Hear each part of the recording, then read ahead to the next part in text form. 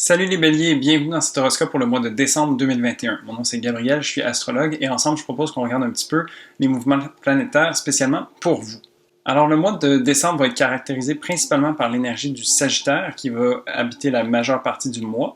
Et donc ça va faire en sorte qu'il y a une certaine légèreté qui vient s'offrir à nous, spécialement si on compare à la saison précédente qui était en Scorpion, où est-ce qu'il y a beaucoup plus de profondeur qui se fait ressentir, où est-ce qu'on va un petit peu plus dans les coins sombres. Alors ici un vent de légèreté s'offre à nous. Ça va être une légèreté, certes, mais il va quand même avoir beaucoup de mouvements et une certaine intensité quand même, parce que dès le début du mois, on va avoir la dernière éclipse pour 2021. Alors, on va regarder un petit peu qu'est-ce que ça veut dire. Et sinon, on a beaucoup de mouvements planétaires. Donc, si tu veux voir un petit peu ce côté-là, je t'invite à aller voir la vidéo pour le mois global.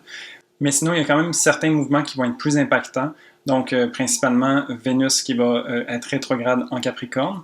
Et puis sinon, on va regarder un petit peu ensemble tous les autres transits qui se préparent pour nous. Alors, on débute le mois, le 4 décembre, avec une éclipse solaire totale en Sagittaire. Donc, c'est la dernière éclipse de l'année 2021, mais c'est aussi la dernière éclipse pour un moment dans le signe du Sagittaire. Alors ici, ça va être vraiment comme un nouveau départ, où est-ce qu'on se donne, en fait... Alors ici, ça va vraiment être un nouveau départ. C'est pas, encore une fois, un bon moment pour manifester ou pour poser des intentions claires et précises parce que l'énergie d'une éclipse est toujours volatile et un petit peu chaotique. Alors, il faut quand même mettre la pédale douce à ce niveau-là, mais dans l'énergie du Sagittaire, ça serait de garder l'esprit ouvert, d'être ouvert au champ des possibles de ce qui peut nous arriver, puis de s'offrir un peu la flexibilité de pouvoir naviguer ça au mieux possible. Pour vous, ça se passe dans la maison 9, donc une maison qui est généralement profitable à l'énergie du Sagittaire parce que c'est cette idée de s'ouvrir l'esprit justement, d'être ouvert sur les possibilités, être ouvert aussi à intégrer des choses qui viennent de l'extérieur. Donc, c'est pour ça qu'on parle de spiritualité souvent ou d'éducation, mais aussi de voyage. Donc, c'est vraiment d'ouvrir les portes du temple et de voir qu'est-ce qui se trouve à l'extérieur pour aller chercher de l'information ou des connaissances. Ensuite, du 6 au 9 décembre, on va avoir Mars en Scorpion qui va faire un carré à Jupiter en Verseau. Alors ici, Mars est une planète un peu plus agressive qui parle d'assertivité et un peu de combat. Dans l'énergie du Scorpion, donc, elle est en domicile, elle est très forte. Elle ne passe pas par quatre chemins pour faire valoir ce qui est important pour elle et agir en conséquence. Et le carré de Jupiter vient amplifier ça d'une certaine façon, vient donner de l'énergie, vient mettre un peu d'essence sur le feu, si on peut dire, à ce Mars. Donc ici, il y a une bonne force de frappe qui se propose pour nous et puis qui vient nous permettre d'agir vraiment fortement. Pour vous, ça se passe entre la maison 8 pour Mars et 11 pour Jupiter. Donc, il y a vraiment aussi cette idée de transformation qui peut vous habiter. T'sais. La maison 8 vient toujours parler un petit peu des peurs, des blocages, des choses qui ont besoin d'être transformées.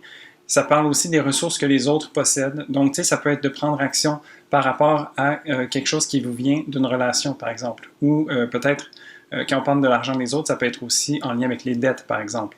Alors, ça pourrait être intéressant de peut-être s'offrir de poser des actions concrètes pour terminer ses dettes, par exemple, ou aller dans ce sens-là.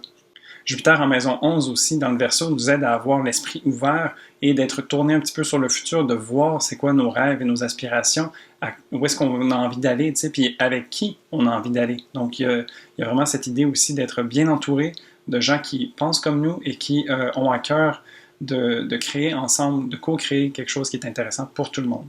Alors ici, c'est un petit peu à ce niveau-là que ça va se jouer pour vous.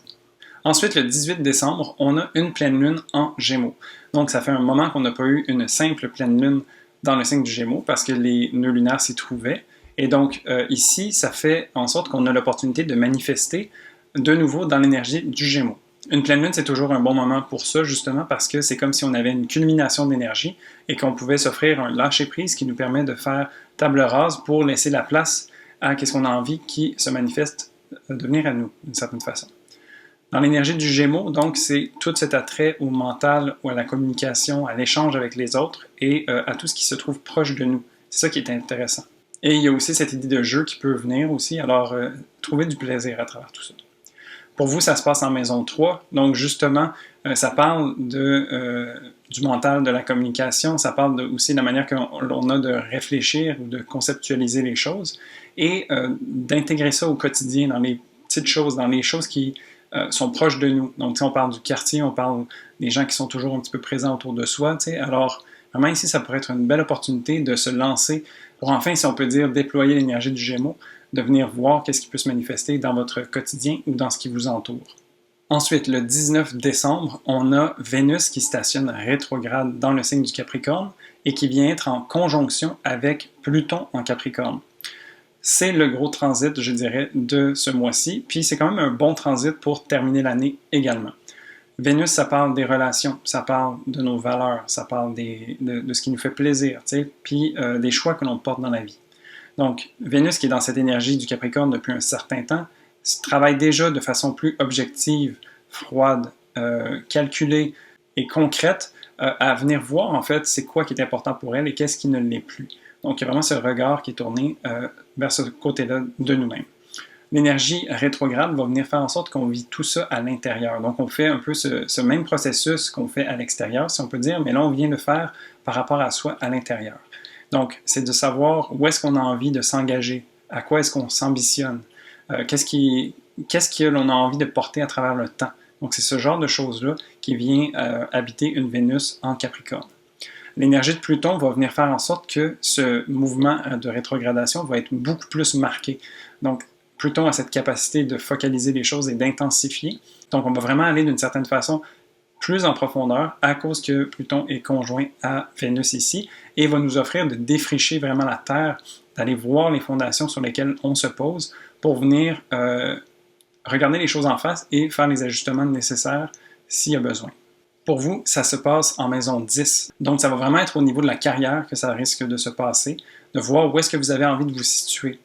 Ça parle de la carrière de la maison 10, mais ça parle aussi de la façon que l'on a d'être vu. C'est la réputation, c'est la part visible de nous.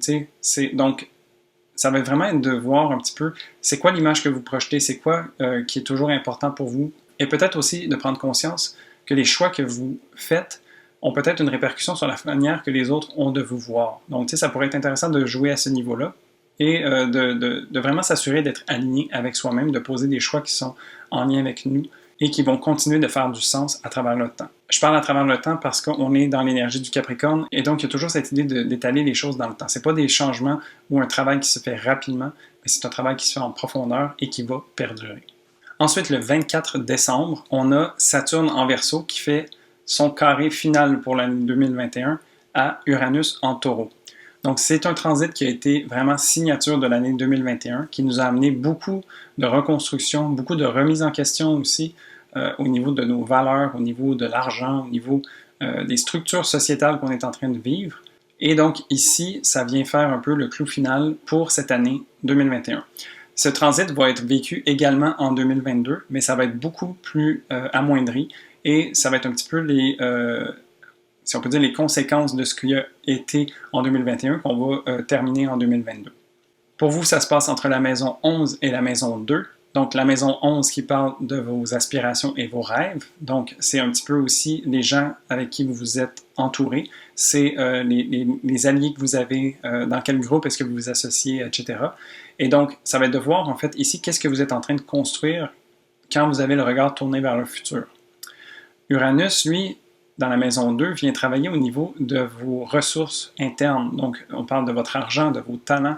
Qu'est-ce qui peut être besoin de jaillir? Qu'est-ce qui a besoin d'être redécouvert ou développé davantage qui pourrait justement vous amener à construire ce futur qui vous intéresse tant et que vous êtes en train de construire avec les gens autour de vous.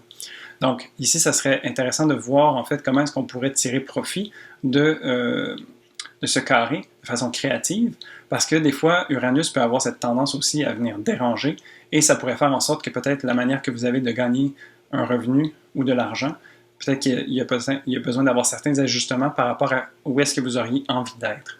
Alors, ça peut être ici aussi que les questions se font poser. Et donc, pour finir cette année en beauté, on a Jupiter qui va entrer dans le signe du Poisson le 28 décembre. Donc vraiment ici, ça va nous offrir un bon vent de légèreté, où est-ce que Jupiter est une planète qui a envie d'expansion, qui a envie d'apprendre des choses, de découvrir, de voir le bon côté des choses et tout ça, qui va retourner en domicile dans le signe du Poisson. Ça va donc faire du bien, ça va nous offrir une certaine purification et une certaine légèreté. C'est à noter aussi que Jupiter transite dans les signes du Capricorne et du Verseau, donc des signes maîtrisés par Saturne depuis un bon moment déjà, ce qui pouvait venir contraindre d'une certaine façon le pouvoir de Jupiter. Donc ici, Jupiter en domicile se voit libéré d'une certaine façon et va nous aider à reconnecter à cette sensibilité, à cette magie qui peut nous entourer et va nous faire un grand bien, j'en suis sûr. Si vous voulez vous rappeler, on a eu un avant-goût de ça entre la mi-mai et la fin juillet de 2021. Donc, ce genre de vibe-là pourrait se reproduire pour les 5 mois à venir à partir du 28 décembre. Pour vous, ça se passe en maison 12. Donc, la maison 12, c'est une maison où est-ce qu'on s'offre un certain bilan. C'est comme la fin d'un chemin. C'est à cet endroit où est-ce qu'il y a peut-être des choses, justement, qui refont surface, qui nous sont un petit peu cachées ou inconscientes. Donc, ça peut être un bon moment pour s'offrir une période de retrait, une période aussi où est-ce que peut-être que l'apprentissage, justement, et le fait de faire un bilan, ça pourrait être intéressant de prendre un certain temps de recul pour se permettre d'intégrer ça, puis se permettre de reconnecter en douceur avec soi-même et de se laisser un petit peu nettoyer et purifier par cette énergie qui nous veut du bien. Alors voilà, ça fait le tour du mois de décembre pour vous. Quand même un mois qui va avoir une saveur un petit peu différente des derniers, je trouve, qu'on a eu, qui va vraiment venir nous offrir un bon moment de bilan, de réflexion par rapport à soi et qui va nous propulser tranquillement mais sûrement dans l'année 2022. Alors, je te souhaite une très belle fin d'année, et puis sinon, moi, je te dis à la prochaine pour un prochain horoscope. Salut!